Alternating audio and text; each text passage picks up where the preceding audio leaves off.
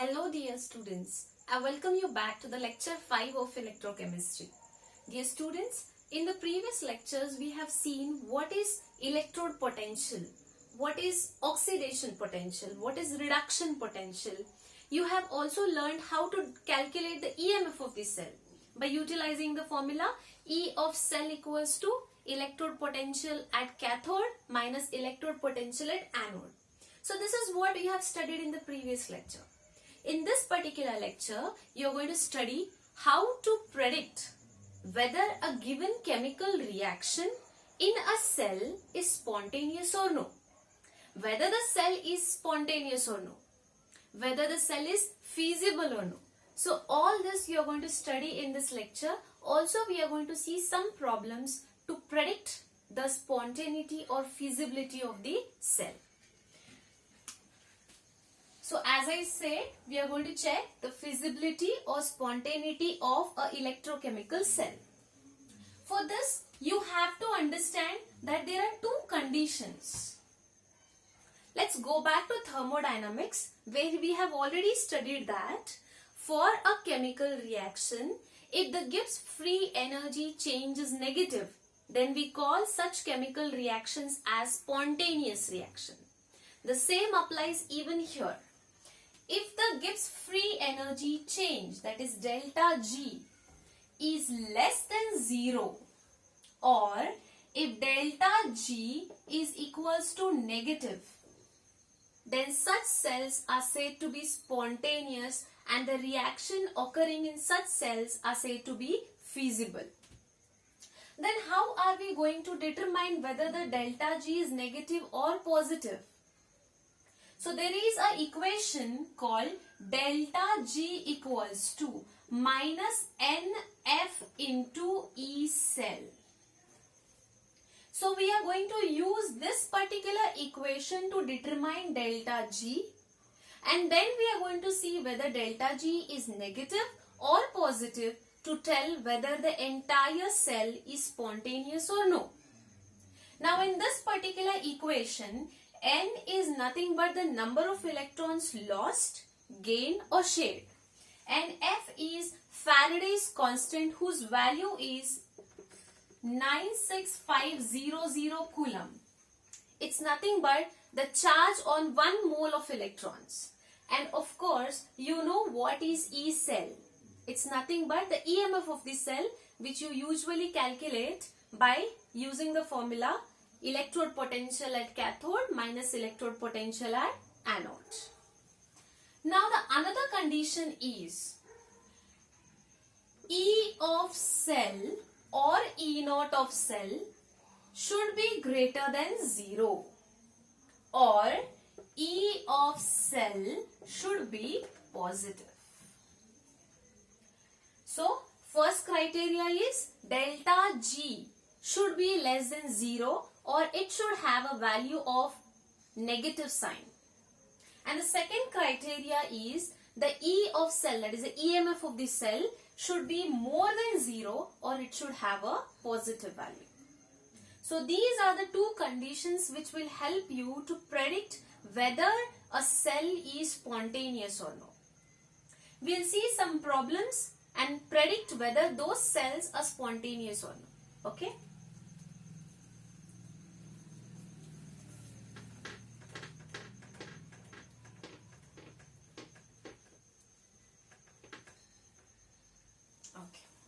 Take down the first problem.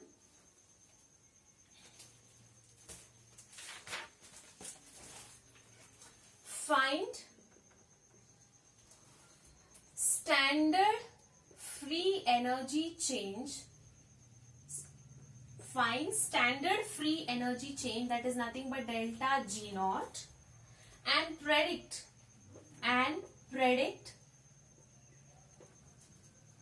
feasibility of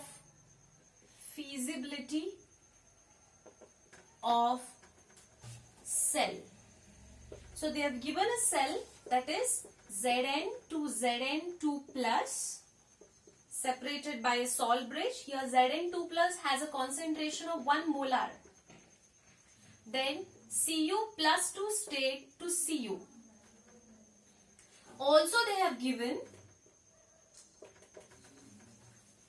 E naught of Zn2 plus 2Zn equals to minus 0.76 volts and E naught of Cu2 plus 2Cu equals to plus 0.34 volts. We know what is 1 Faraday is equals to 96500 coulomb. Okay. So students, what they are expecting us to calculate is standard free energy change. And once you know what is the standard free energy change and the sign of the value that you are going to get, we can predict whether the given cell is feasible or no. So we have a formula that is delta G equals to minus N into F E cell. Okay. So here you must know what are the number of electrons lost or gained or shared. F we have a constant value which is nothing but 96500 and we have to calculate E cell. So the first thing that we are going to do is calculate the E cell, EMF of the cell. And to calculate the EMF of the cell, first we have to check what is the given data. Here, Zn to Zn2 plus, this is an oxidation reaction. And we all know that oxidation reaction happens at anode. This is a reduction reaction. And the reduction reaction occurs at cathode. Okay. So this is our anode and this is our cathode. Now students, we know that if we want to calculate the EMF of the cell, then at cathode and anode, their reduction potential should be given. So let us see if at anode the reduction potential is given. Zn2 plus state to 0 state. Isn't it reduction reaction? If it is reduction reaction, then this should be the reduction potential at anode. Now this particular reaction is again a reduction reaction. Therefore the reduction potential is 0.34 volts. This is also reduction potential and this is also reduction potential. So we have got the reduction potential at anode and we have got the reduction potential at cathode. Okay. So now we can use the formula E cell equals to reduction potential at cathode minus reduction potential at anode. What is the reduction potential at cathode that they have given? Minus 0.76 volts. Sorry. They have given is plus 0.34 volts. This is a cathode. Minus of minus 0.76 volts. You are going to get the answer as 1.1 volts. So we have got the value of E cell. Okay. We have N. So now how to calculate N? Look in this reaction. Zn to Zn2 plus state. It means it has lost 2 electrons. And here Zn2 plus state is copper. Again there is a gain of 2 electrons. It means the electron lost and the electron gained is equals to 2. So N we have got, which is nothing but 2 electrons. E cell we have got, and we already know Faraday, 1 Faraday is equals to 96500 coulomb. So just substitute it now. Delta G equals to minus 2 into 96500, and what we have got here is plus 1.1 volt. You are going to get an answer as minus 212,000 joules. Look at the value of delta G now. the value of delta G is minus 2123 times 0 and joules.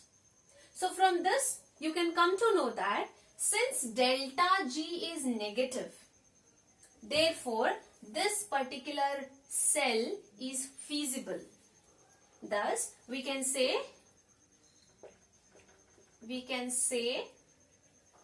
that the given cell is feasible and the reaction occurring in this cell is completely spontaneous. So this is the way you are going to predict the feasibility of the cell. If delta G is negative, it means the cell is feasible and the reactions are occurring spontaneously. Copy this down. I'll give another problem.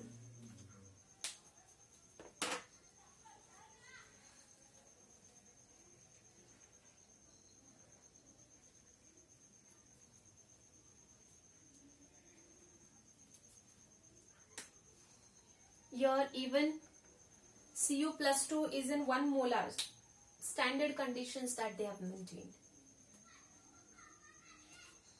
Okay.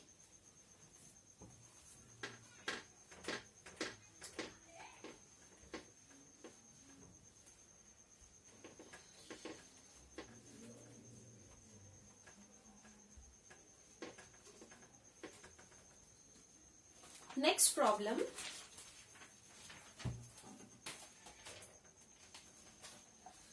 Predict the feasibility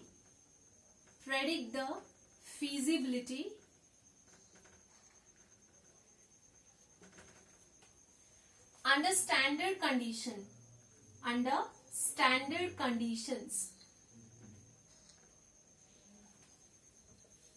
They have given a cell Ni plus 2H plus in the aqueous state will give Ni2 plus H2. They have also given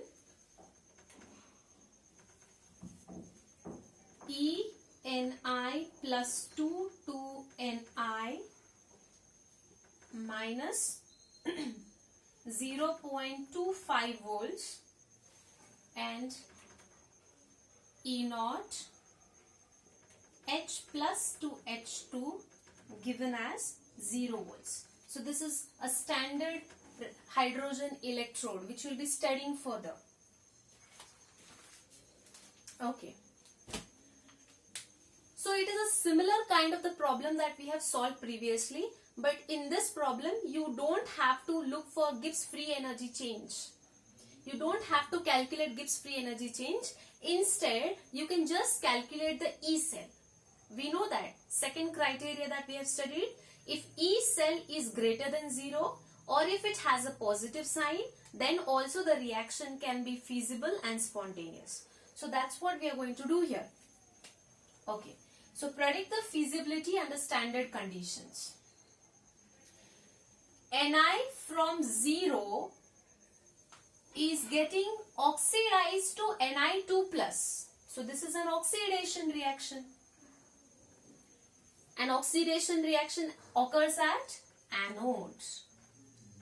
Here H plus ions are undergoing reduction to H2. So this is a reduction reaction. And we know reduction reaction occurs at cathode. So from this it is clear that this is anode and this is cathode. Okay. Now the second job that we have to do is check whether it is a reduction potential given or oxidation potential. We require only reduction potential. And to check that, first we have to check here, Ni plus 2 state is getting converted to 0 state. It means it's undergoing reduction. And if it is undergoing reduction, then this should be reduction potential. So yes, they have given reduction potential which we require. Now again here H plus is undergoing reduction to H2. So again this is the reduction potential. Now what you have to do is just calculate the E cell, EMF of this cell. Standard EMF of this cell, because they have precisely said that it is at standard condition. So E naught of cell is nothing but E naught at cathode minus E naught at anode. So what is the E naught at cathode? 0 minus of minus 0.25. So what are you going to get? You will be getting 0.25 volts.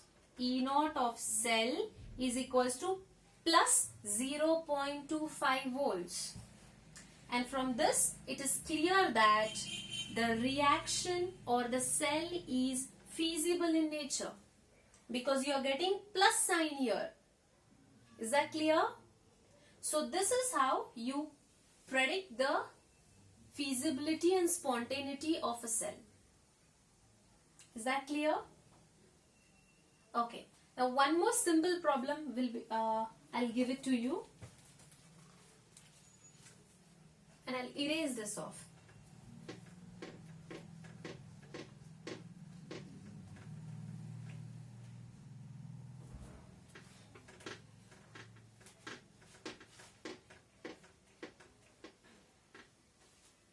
Okay. Third problem is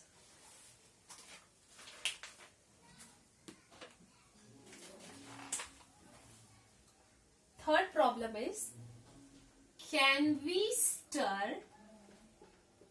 stir copper sulfate solution with zinc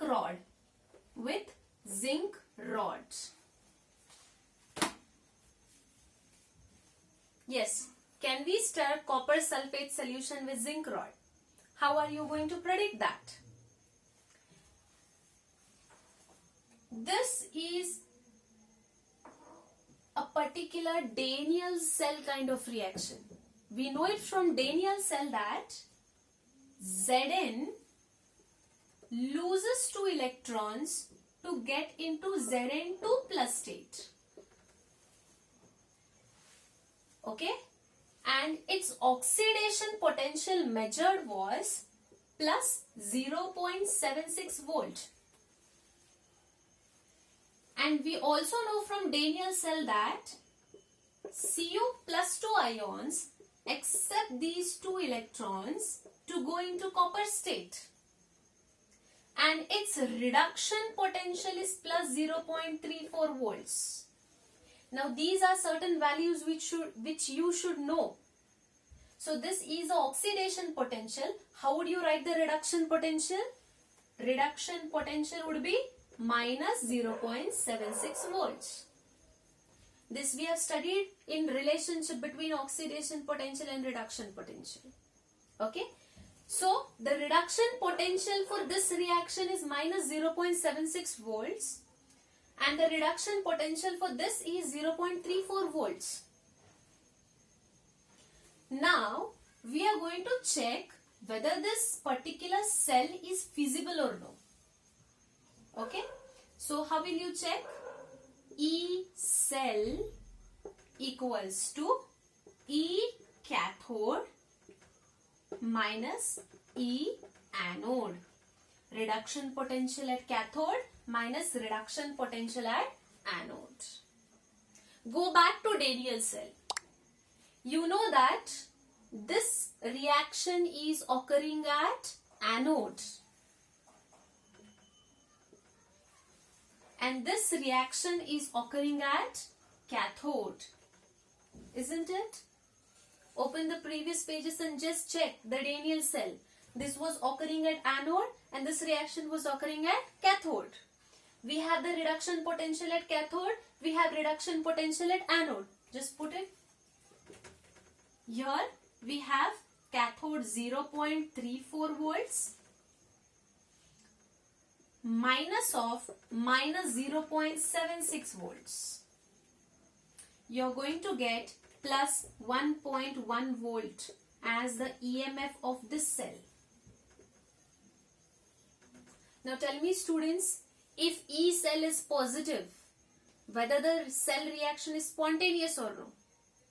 Yes, it is spontaneous. Your E cell is having a positive sign. It means this cell reaction is feasible. Now tell me, if the cell reaction is feasible, if the reaction is possible, can you stir zinc rod in copper sulfate solution? Obviously no.